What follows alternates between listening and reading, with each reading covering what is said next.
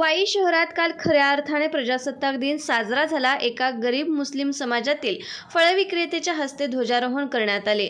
वाई शहरातील सामाजिक कार्यकर्ते, आरपीआय आठवले गटाचे जिल्हा संघटक, बागवान सामाजिक संस्था वाई शहरचे अध्यक्ष, महाराष्ट्र राज्य ओबीसी ऑर्गनायझेशन वाई शहराध्यक्ष, वाई भाजी मंडई अध्यक्ष, वडिलोपार्जित व्यवसाय किरकोळ फळ विक्रेत्या व व्यापारी महासंघाचे कार्यकर्ते युसुफभाई रशीदभाई बागवान यांच्या हस्ते 26 जानेवारी रोजी झेंडावंदन करण्यात आले। प्रथमच मुस्लिम समाजातील किरकोळ भाजी विक्रेत्याच्या हस्ते झेंडावंदन करण्यात आल्याने खऱ्या अर्थाने आज वाई शहरात प्रजासत्ताक दिन साजरा झाला। यावेळी या मिळालेल्या मानाने युसुफभाई गहिवरले होते।